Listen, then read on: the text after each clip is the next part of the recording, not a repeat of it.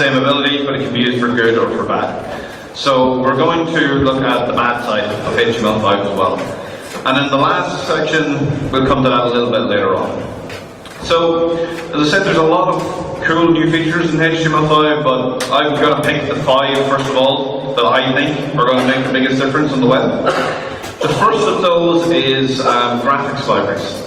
So there's 2 new types of graphic libraries available in HTML5. The first one is for 2D graphic animation, it's called Canvas, and the second one is for 3D graphic generation, that's called WebGL. So to show you kind of what they do, so using Canvas, if I run the following code, or the following HTML in browser, as you see there, fairly simple and straightforward.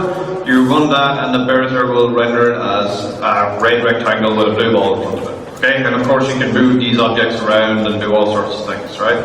So it's very easy to use, but at the end of the day, having a couple of blue balls on the screen isn't going to change the world anytime soon. So let's look at some cooler stuff that you can do with Canvas. A lot of people upload photographs to the web on a regular basis, and they like sending them to their friends, interacting with those photos and so on. So here's a nice little demo that I have here, just to show kind of cooler things you can do with Canvas. So we have some pictures here. We've got the Trend Micro who I work for, their logo. I can drag them around. I can do things like resize them, make them bigger, show corners, make them look like Polaroid pictures, all this sort of like easy dragging animation, and it's nice and easy to make use of, right? So that already makes sites more interactive and easy to use, and none of this is making use of Flash, which you'd normally traditionally have to use to do this sort of stuff. Some engineers from Google decided to really put the graphic libraries in HTML5 to the test. So they came up with a port of Quake. Hands up here who's played Quake, the original one, right? Most people. Quake was, for me, I remember the first time I've ever upgraded a computer purely to play a computer game, because my old computer was so crap it wouldn't run it properly. I also remember when we were back in college that we'd often go to the computer labs that had Quake installed on them, and so there was only one seat left in the lab. One guy would sit down, we knew all the IP addresses, so we'd send a ping of death packet to 4 machines in a row, blue screen them, and then the people would get up and leave having lost their work, and we'd sit down and play Quake. Probably not the most ethical thing to do, but we were students. So anyway, what Google have done is they ported the whole thing across. A nice video here, so you can see it running. It's Quake 2, they ported it across. As you can see here, all of this is actually running in the browser. So this is a recorded video of it, but I've downloaded it and played it myself, and it works quite well. You can see it. This is a browser, right? The graphics in this are a mixture of the kind of 3D graphics, the WebGL stuff, and then all those textures on the side of boxes and the walls, a wee bit dark on the screen there, are using the Canvas library. It also has all of the audio from the original game, so if you don't believe me, it sounds like this. Right, that's exactly what Quake sounds like. It's using WebSockets, which give you real-time bi-directional network communication. So it's none of this AJAX style polling that you would have had to do in the past. It's like a real socket. You can good frame rates. You can store everything in the local storage for a kind of save game type of thing. And as you can see, this is it plays exactly like you would expect Quake to play. So it really shows off just what you can do with these new graphic libraries. And just like in normal Quake, some guy comes up behind you and frags you when you're not looking. So regardless of whether you're a fan of computer games, I think you can kind of see already the potential for using these libraries to do all sorts of awesome stuff. Possibly next-gen consoles will actually be little more than just a web browser, and all of the actual heavy lifting for the processing of the graphics can be done on the server side and piped down to you. So that's the first feature of HTML5 that I think is going to make a difference, these type of graphics libraries. You'll also, if you're kind of paying attention, you might notice I've sneaked in the second feature already, and that's how easy it is to embed video and audio on web pages now with HTML5. So in the past, if you had to embed a video, you normally either upload it to YouTube and link it in that way, or you have to use a whole bunch of object tags and embed and flash and that sort of stuff, which kind of feels clunky because so much of what we do on the internet is watch videos or listen to audio, and it should just be a hell of a lot easier to do than that. So now, thankfully, it is. There's a new video tag. Simply give it the movie you want to play, and of course you can interact with the movie now properly because it's part of the actual DOM. It's a lot easier to control. So to give an example, the same movie we had earlier on, I can play it with a button from outside. I can do things like add CSS reflections to it. You can move it around, manipulate it any way you want. It's a hell of a lot nicer to use than the old Flash stuff in the past. This is the reason, incidentally, why you see Adobe investing very heavily in HTML5 stuff, because they know Flash is as good as dead as a result of this stuff. So I'm just going to pause that. So that's video and audio. The next thing is that nowadays when we use the internet, we are more and more using it in a mobile way. So you're not so much you're rarely using a desktop anymore.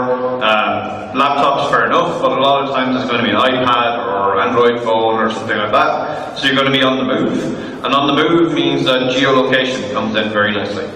So you can, with simple 2 lines of JavaScript, you can get somebody's IP coordinates. It's very, very simple to do. So just to show a demo here, so it's pretty accurate. So it says I'm within 45 meters of there. If I was doing this on my phone, it's going to be even more accurate because this is just using GeoIP. But if I was using my phone, it's going to actually use the GPS on the phone. And of course, you can also use it to actually track movement. So it's not just a one-time thing. As the person moves around, you can track their movement. That leads to a whole bunch of new possible uses. Advertising can make use of this. So if you're walking down the street and you're checking a news site that has an ad, you might get an ad to McDonald's 500 meters away because they know where you are, so they can serve you very targeted advertising. I've seen a cool kind of proof of concept version of Pac-Man that uses HTML5 and geolocation. And the idea is everybody gets an iPad or other tablet. They log on to the site. One person is Pac-Man. The actual graph or the game is played in the streets of New York. So Pac-Man is walking around with iPad collecting the pills that Pac-Man eats, and you've got a bunch of other people who are the ghosts, and they're trying to find them. Now that sounds like a lot of fun until you think about the chance of people getting horribly maimed and killed while walking across the road with an iPad like this and not paying attention to the truck coming at them. Luckily, I guess in New York the traffic is just completely gridlocked anyhow, so nothing's actually moving. But you can do a lot of cool stuff with using geolocation. Fourth feature is drag and drop. So drag and drop is very simple.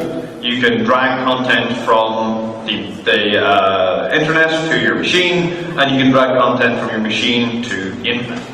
Nothing particularly revolutionary, but what it does is it kind of blurs the line between where the web stops and where your machine starts. It feels a lot more like it's part of the operating system. So to give an example of this working, and it feels a lot nicer than kind of old, right-click save as to download something. So if I want to download something here, I'm just going to minimize that. So let's download this PDF, for example. I can just grab it, drag it, drop it, and it's on the desktop. That feels, to me at least, a hell of a lot nicer than save as, file, download, and all that sort of stuff. Uploading things, and here's just a couple of people, some Twitter icons for people speaking at the con, so I can just drag them in, drop them, and they're in the site and I can interact with them straight away. So if you think about what that means for a site like Facebook, so you come back from your holidays, or you come back from this con, you want to upload your photos, instead of having to go through like an upload form, you just get them, toss them onto the browser, and they're instantly on Facebook or whatever social network you use, and you can then share them with your friends, and it just feels a hell of a lot more natural to do. Obviously this doesn't work so well on a tablet in the kind of world where you have apps, but for actual desktops and laptops, works very nicely.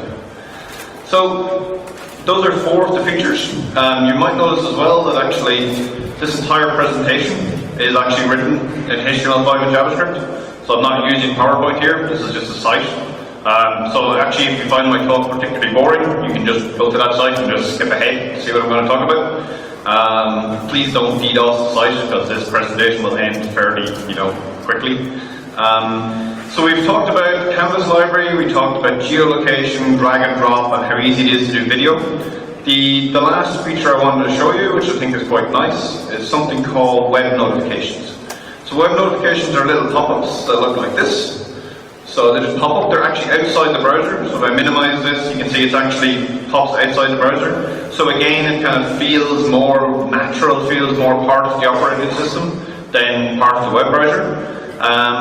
Everything in that little web notification is just HTML. So you can control the look and feel of it any way you want. Of course, that means you could use it for nasty things. An example would be, for example, a really evil use of it would be Microsoft's online version of Office could bring back this little guy, the annoying paper tip. But obviously you can use it for good things like, would be perfect for Facebook wall post updates or Twitter updates, or you've got new email, that type of thing. So it is a kind of nice feature. So what we'll talk about now is the bad side of HTML5. A lot of the new attacks in HTML5, they're kind of best explained by showing you code and stepping through line by line. That unfortunately makes for a pretty horrible, crappy presentation. There's no fun for anybody. So instead of that, what I'm going to do is I'm going to take a bunch of different attacks, put them together into an actual real attack that could happen, like an actual profile of an attack, and we can kind of step through and see how an attacker could make use of some of these attacks. If you want to see the low level of how you can do it yourself, then you can read my paper, or I've got links at the end to other people's work as well. So in this scenario, we're going to have an attacker. You know he's a hacker because he has one of those. Every hacker, they have to have an anonymous mask, otherwise they're not a hacker, right? This is how the police can identify you. So if they go to your house and you own one of them, you're a hacker. I own one, but so in this case, we're going to imagine we've got a hacker. He's trying to break into a company. For my scenario, I've called the company Bravo Limited, but just whatever you want to think of.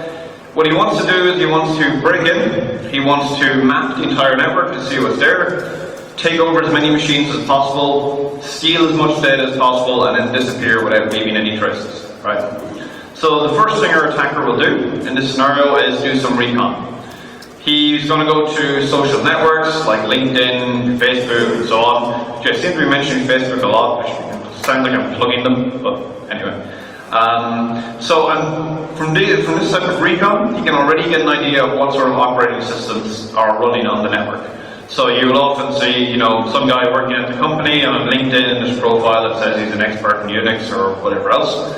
So from this, he figures out that the actual company is running quite a varied amount of operating systems.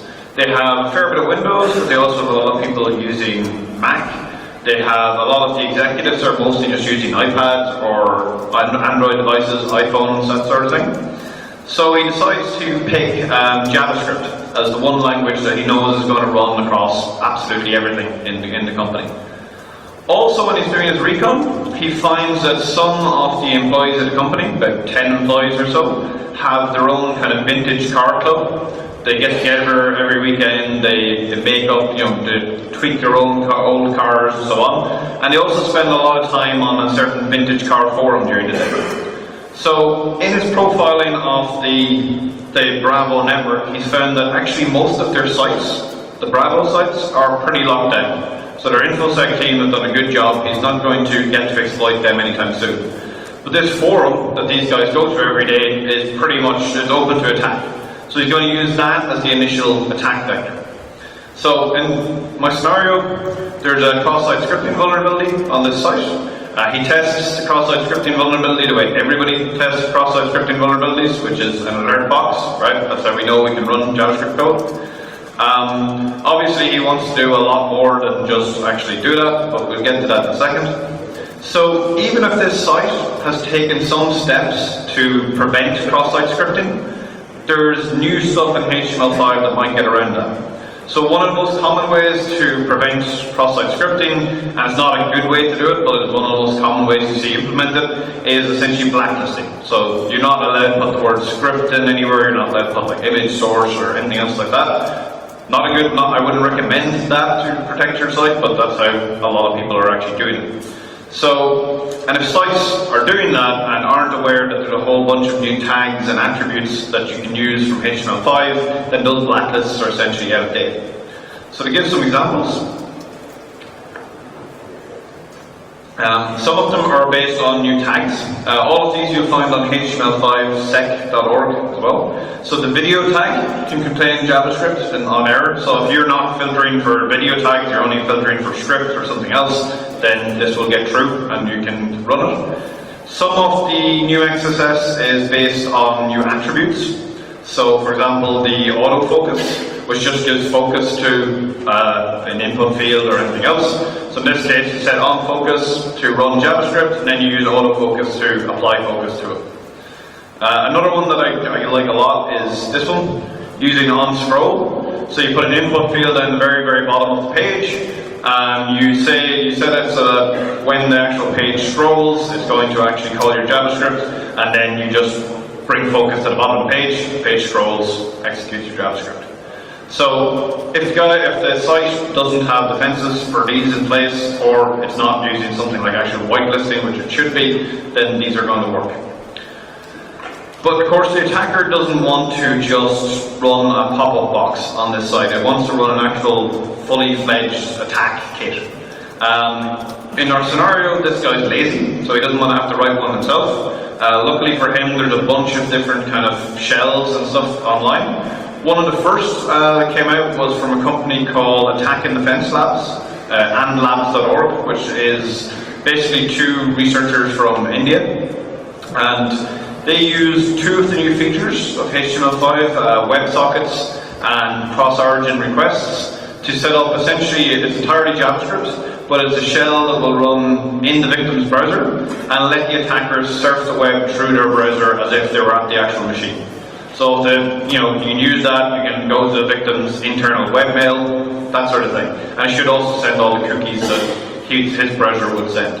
Since that's come out, there's a bunch of other shells using cross-origin requests. Beef does some fantastic stuff with it. Actually, how many people here have used Beef? Right? Excellent.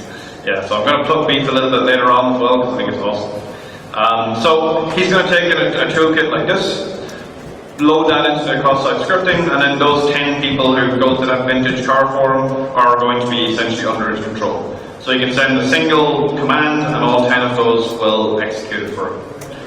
So how do these toolkits work? They make use, in at least some cases, of a new feature in XML HTTP request.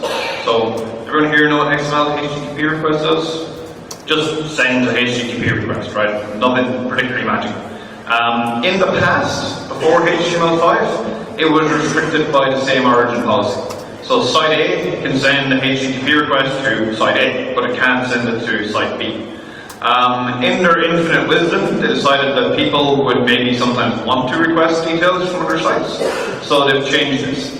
So now site A can request content from another site, from their domain, site B, and as long as site B replies with a header that says access control allow origin, then it can read the response. So, for example, if I have a site and I want to get my Twitter feed in, and Twitter is allowing me is going to return this header back to me, I can make the request in JavaScript, get the Twitter feed, put it onto my site, and it'll all work quite nicely.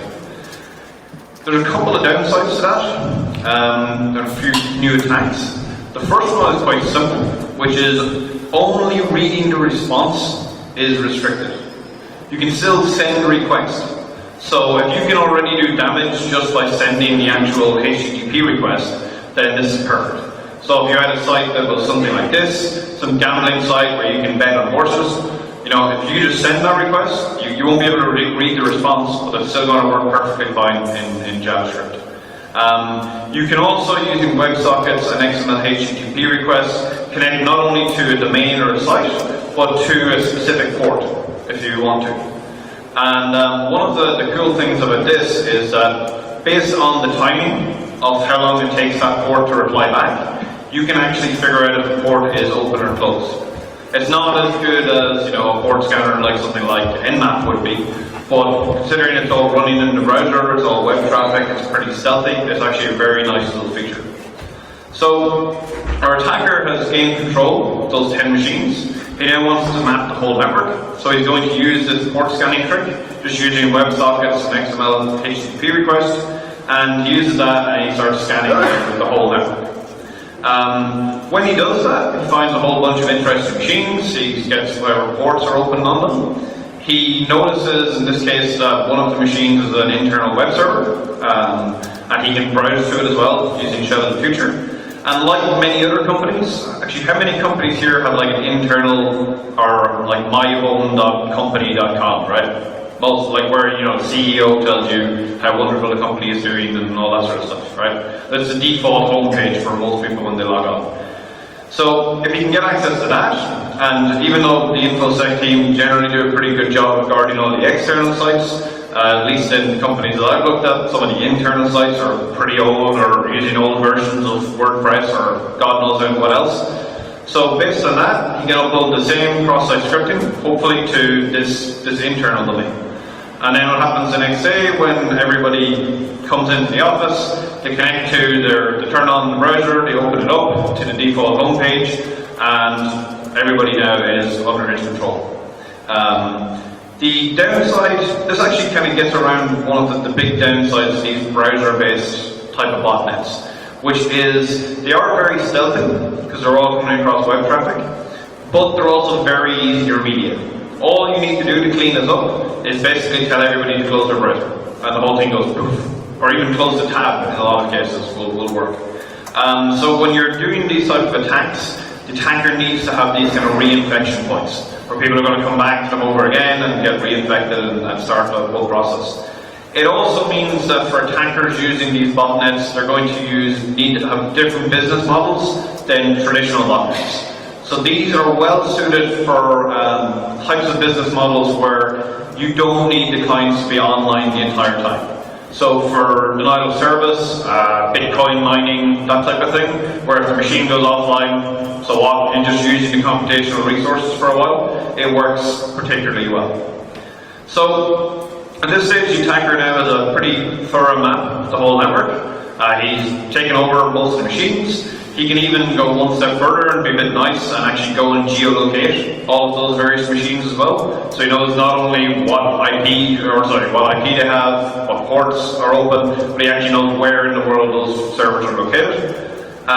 Doing this as well, you can do some pretty cool things. You can see that the CEO, for example, is at Starbucks but has left her laptop behind, because the CEO's laptop is reporting it in the office.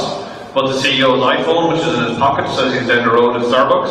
So you can actually, especially with mobile devices, you can start tracking individual employees just by turning on the geolocation. It is nice enough geolocation that it does ask your permission to be allowed to track it. But I think everybody in this room knows that if you do a pop-up to a user that says, do you want to do something, they always make the wrong choice. That's even before you add social engineering on top of this. So again, very thorough kind of mapping off the network. So next thing he wants to do, obviously, is to exfiltrate data from the network. He can do a bunch of things here. He can use more kind of traditional methods by just browsing through these phones or browsing through the compromised machines to internal web resources like webmail pages or internal iShares or wikis and start pulling data out that way. But we're going to show some new stuff that you can do in HTML5 instead that makes his life a little bit easier.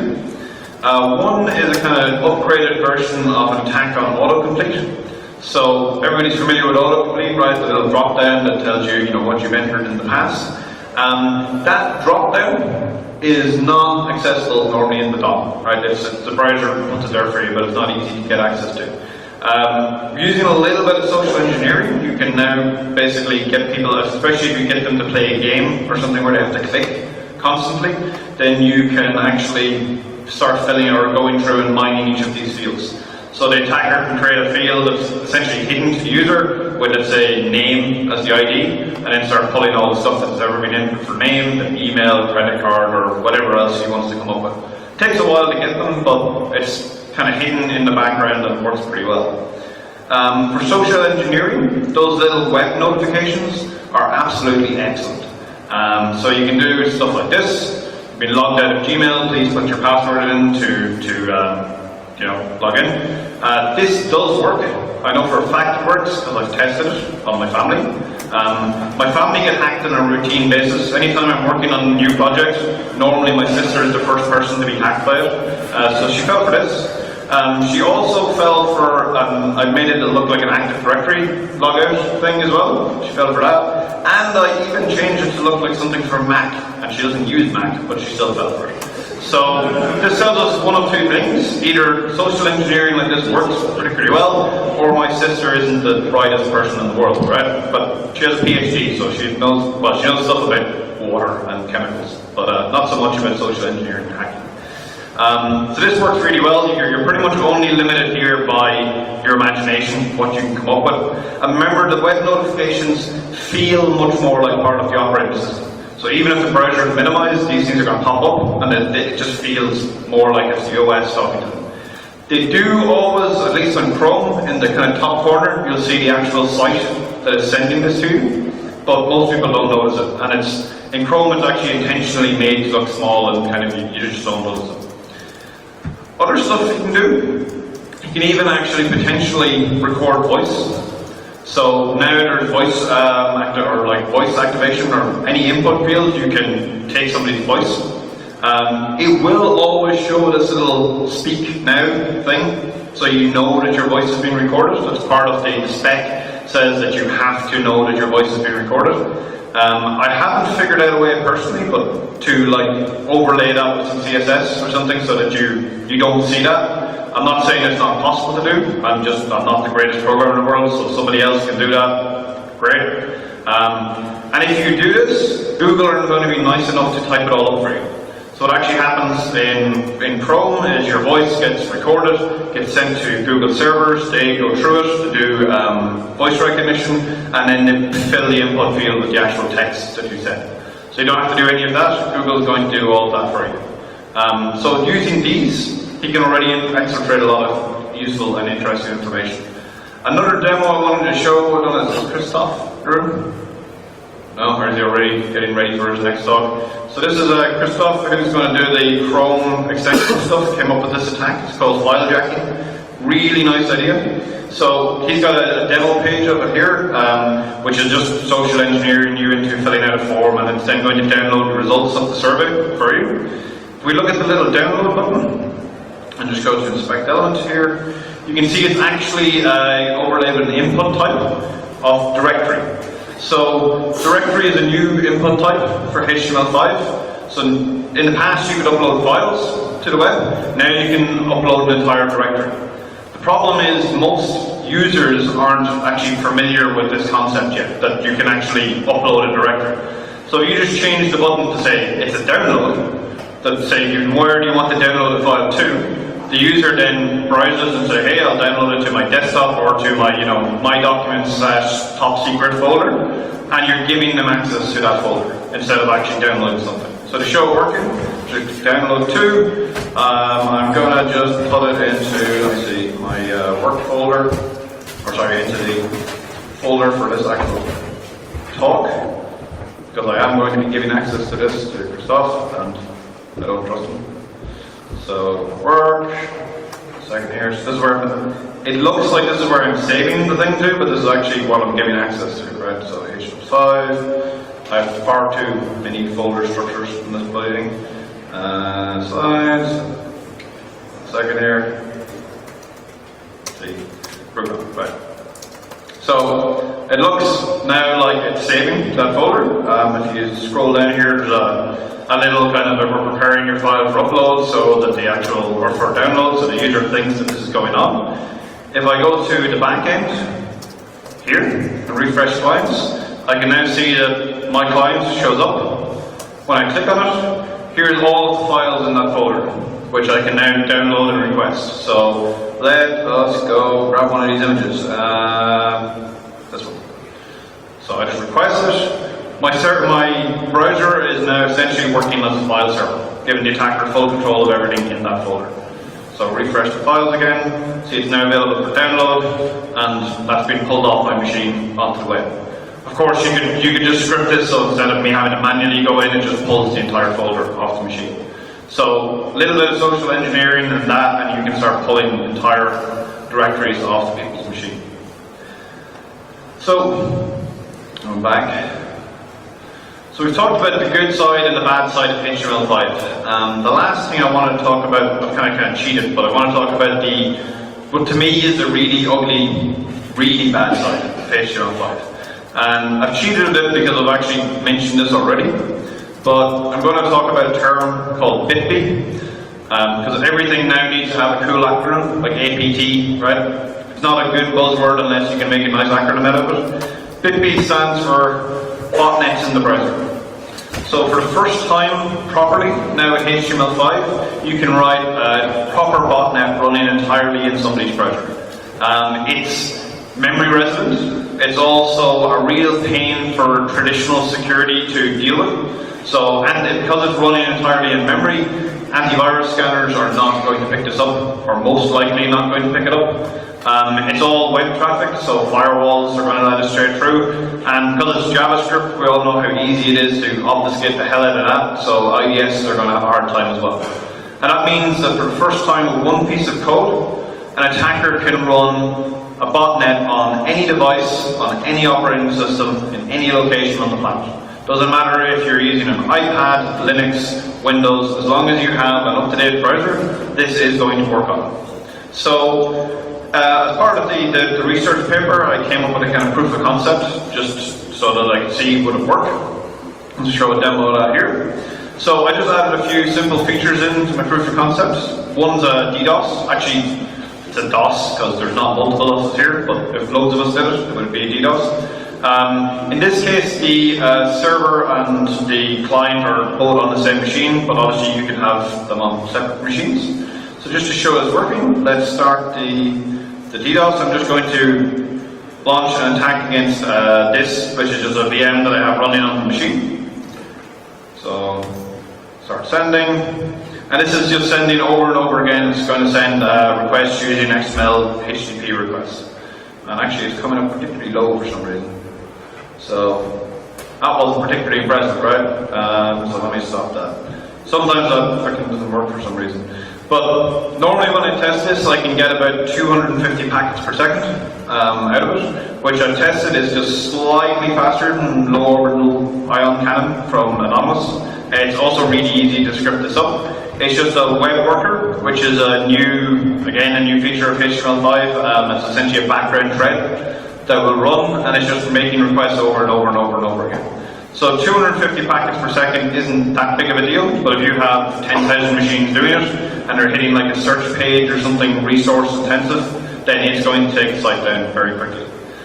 We can do some spam. In this case, I'm using, luckily nobody was smoking enough crack to think that sending email directly from JavaScript should be allowed to happen. So what I'm using here is a kind of open spam relay, and you know those like old contact us pages on websites? If you look at some of them out there, particularly the older ones, there's a hidden form field which just says the email that you're going to send it to. So you just change it, you do a get request, you overwrite that with whatever email you want to spam, and then you can use JavaScript to send spam. So just to start, I'm going to start sending spam to a Gmail address. Give it a little bit of time. I'm just going to stop it now because I don't want Gmail to get too annoyed with me. When we go in here, you can see I just have a unique number based on the timestamp for each one, but we can start sending email and sending spam to people. So spam and DDoS both work. You can obviously get the host information. So I click that, you should see the host information appears down here. It's Chrome 14, shows where I am in the world at the moment, which is Belgium. I can do the little social engineering thing that I showed before. So this pop-up, or whatever other pop-up that you feel like doing. And because this is obviously a zombie, it has to have the ability to eat brains, so imagine that playing on 10,000 people's iPhones as they're walking around and they didn't realise they're infected. That sounds like a lot of fun to me. Also, when I was doing this first, beef was only kind of coming out, so I've added beef in here. If you're unfamiliar with beef, actually, who said they has never seen beef used before, right? Nobody, right? But just to show some of the stuff that you can do with beef in here, because beef is really taking A lot of the stuff that I talked about that was kind of new at the time, it's all integrated into Beef now at the moment. So if you're going to do a browser-based botnet, Beef is definitely the right tool for it. So, taking a little while to open this up. This is just running back home. So, 1 second here.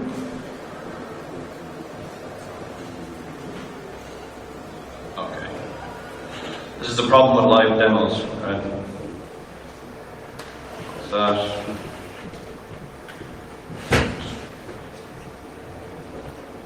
Hopefully, this is going to open up for me. No. So, unfortunately, this part of the demo doesn't want to load up. But using Beef, you can, a lot of the attacks I talked about earlier on, for example, the network scanning, all of these, like the web notification prompts, and a bunch of other social engineering tricks are all built in there. There's a horde of stuff built into Beef, so if you haven't used it, I highly recommend you go have a look at it. Here we go. Beef 5 demo.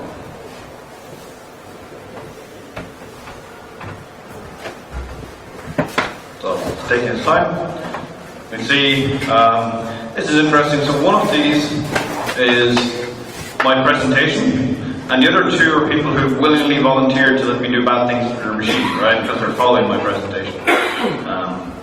So to show that it's actually working, I think to the best of my knowledge, Beef now no longer uses Ajax polling, uses WebSockets, right, for communication. So it should be kind of real time. Browser just to show it's actually working. Create an alert. Say hi from BruCON. Execute, and hopefully if this is working, and if I actually haven't just sent that to somebody in the audience, it should be my IP. This should pop up, right? So you can see we can exchange information between the two. Other cool stuff that you can do with this, you can do the scanning. Like I mentioned, so go to network, just do a simple port scanner. I'm going to scan again, just that VM that I have open. 128, and instead of scanning all the ports, I'm just going to pick a few. 8, 79, 80. And you can see here, you can also set the timing for, when you consider something to be open or closed. Click execute. And this should start running. So it says starting scanning those ports. Said it's not going to be as fast as Nmap, but this is a hell of a lot stealthier, and it's all running entirely in the browser. So it's already coming back. I think port 78 is open, which it isn't. Not 100% accurate either. That's actually most likely because I'm doing this against something that's running on the same host, so those timing signals are a bit off. You need to tweak it, but if you're running this across a network, it's a lot more accurate. Just talking about the social engineering side of stuff. See, we have Pretty Tough, which I'm a big fan of. So again, the social engineer somebody has something. You can send them pop-up, which is going to, what you call a pop under, is going to show up here and ask me to re-authenticate and log into something. You see your session is timed out. Test. And send that back. And we social engineered the answer, so it says test, and my password, which I wrote in FEC off. And of course you can do really evil stuff with Beef, but the most evil of all of these plugins is where you can redirect your browser to things. So if you want to be particularly evil, you can go ahead, redirect the browser to a site of your choice, like this one. And Rickroll people. You're all very lucky in that I actually am well on time, so we can actually sit here and watch all 3 minutes and 33 seconds of this too. So let's not do that. Okay, so in summary, we talked about the good side of HTML5, and there's a bunch of extra cool stuff that really is going to make the web a more interesting place. We've talked also about the bad side of HTML5. And we talked about how you can now pretty easily build these kind of botnets in the browser. As I said, I'm easily the worst coder in this entire room. It took me a weekend to put this stuff together, so I can do it. I guarantee everybody in this room can do a better job than I can. If you are interested in HTML5 security topics, A very good site is HTML5security.org. They have links to the paper I wrote and a whole bunch of other attacks that have come out, also to blogs and videos and presentations, so one-stop shop to find out anything you want. I also still tweet about this topic a bit on my Twitter feed, although I haven't looked into it in as much details anymore. And just because I have to get a plug-in for my employer somewhere, so because they actually sent me to the con, we put that in the end. So I think that there is a lot of bad uses that you can put HTML5 to, but for me personally, I'm optimistic and I'm really looking forward to see what people do in terms of good uses and what's going to happen with the web as a result of all this. So that's it for me. Any questions?